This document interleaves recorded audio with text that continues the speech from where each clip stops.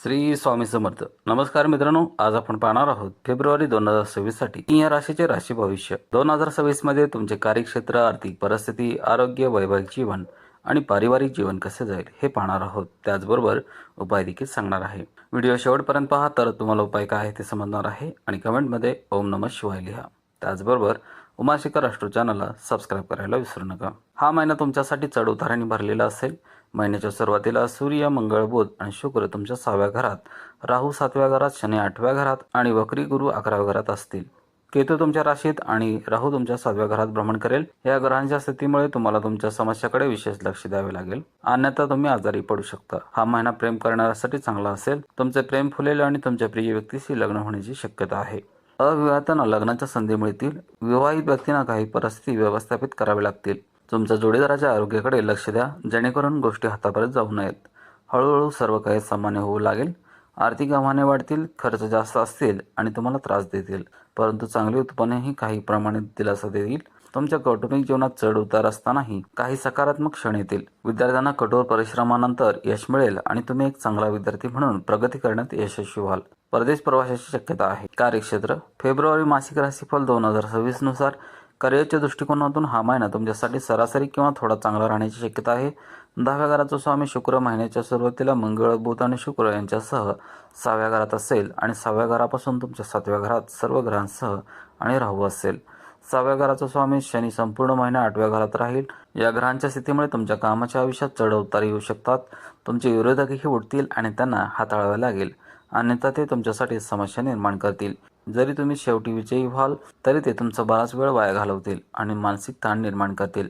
व्यवसायांना त्यांच्या मागील कामगिरीचे फळ मिळेल आणि त्यांचा व्यवसाय भरभराटीला येईल. भविष्यात तुमचा व्यवसाय वाढवण्यासाठी दीर्घकालीन योजना आखणे चांगले.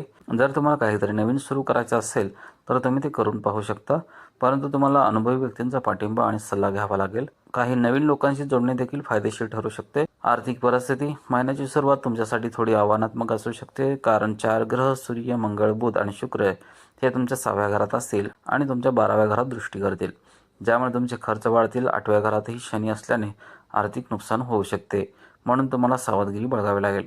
घाईघाईने किंवा अविचाराने निर्णय घेणारे कोणतेही काम किंवा गुंतवणूक टाळा, कारण त्यामुळे पश्चाताप होऊ शकतो. तसेच संपूर्ण महिनाभर तुमच्या 11व्या घरात गुरु देखील मागे राहील. तुम्हाला कुठून तरी पैसे मिळवून देईल आणि तुमचे उत्पन्न वाढवेल. परिणामी तुम्ही या आव्हानांना तोंड देऊ शकाल आणि तुमचे खर्च व्यवस्थापित करू शकाल.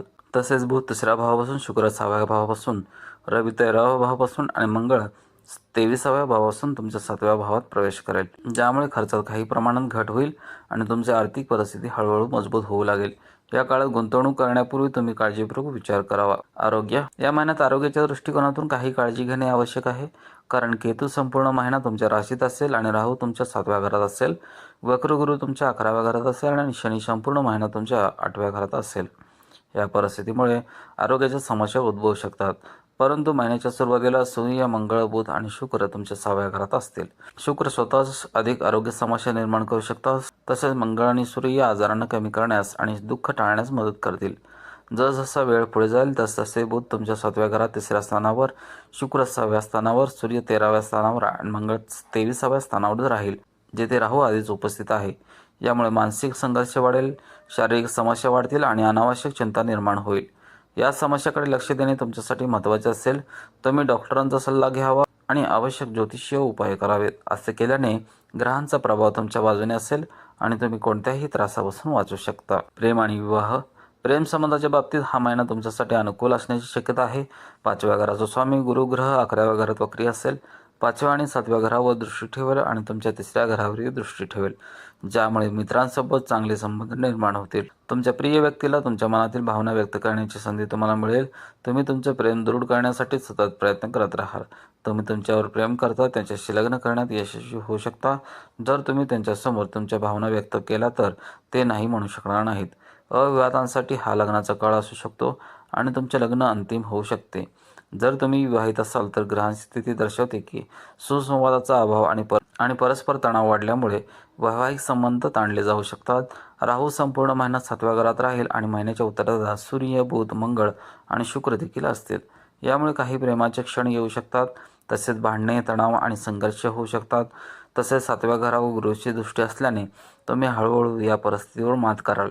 तसेच तुम्ही जे काही बोलतात त्यामुळे तुमच्या जोडीदाराला निराशा वाटू नये यासाठी तुम्ही सर्वतोपरी प्रयत्न केले पाहिजे. तुमच्यातील प्रेम वाढवण्यावर लक्ष केंद्रित करा. सर्व जबाबदाऱ्या पूर्ण करा. त्यांच्याशी चांगले संबंध ठेवा आणि त्यांच्या आरोग्याची काळजी घ्या. कौटुंबिक जीवन हा महिना कुटुंबासाठी चांगला असण्याची शक्यता आहे, परंतु तरीही तुम्हाला काही आव्हानांकडे लक्ष द्यावे लागेल. 4थ्या भावाचा स्वामी मंगळ महिन्याच्या सुरुवातीला 6व्या भावात असेल आणि नंतर 7व्या भावात सूर्य, मंगळ, शुक्र आणि राहू यांच्यासोबत असेल. 8व्या भावात स्थित शनी तुमच्या 2ऱ्या भावावर दृष्टिक्षेप करेल आणि 2ऱ्या भावाचा स्वामी बुध देखील मंगळासोबत असेल. यामुळे तुमच्या बोलण्यात कठोरता येऊ शकते. प्रियजनांशी कठोर वागणे टाळा, कारण यामुळे तुमचे व्यावहारिक संबंध ताणले जाऊ शकतात आणि कौटुंबिक सुसंवाद बिघडू शकतो. तसेच 11व्या भावात स्थित गुरु तुमच्या 3ऱ्या भावावर दृष्टिक्षेप करेल, जे तुमच्या भावंडांशी सौहार्दपूर्ण संबंध राखेल. तुम्ही त्यांना मदत करण्यास तयार असाल आणि गरज पडल्यास ते तुम्हाला मदत करण्यास तयार असतील. तुमच्या 7व्या घरात सूर्य, मंगळ, बुध आणि शुक्र राहूसोबत एकत्र असल्याने गुरूची दृष्टी त्यांच्यावर पडू लागेल, ज्यामुळे या समस्या असूनही तुमचे एकमेकावरील प्रेम आणि समर्पण वाढेल. तुम्ही तुमच्या आईच्या आरोग्याकडे लक्ष दिले पाहिजे, कारण ती आजारी पडू शकते. उपाय आहेत: रविवारी तुम्ही सूर्याला जल अर्पण करावे, गुरुवारी पिंपळाच्या झाडाला स्पर्श न करता पाणी अर्पण करावे, मंगळवारी हनुमान चालिसाचा पाठ करावा, रविवारी आदित्य हृदय स्रोताचे पठण करणे देखील फायदेशीर ठरेल. व्हिडिओ आवडल्यास व्हिडिओला नक्की लाईक करा, शेअर करा आणि उमाशंकर राष्ट्र चॅनलला सबस्क्राईब करायला विसरू नका आणि कमेंटमध्ये ओम नमः शिवाय लिहा. पुन्हा भेटू असाच एका आध्यात्मिक आणि प्रेरणादायी माहितीच्या व्हिडिओसह. जय हिंद, जय महाराष्ट्र.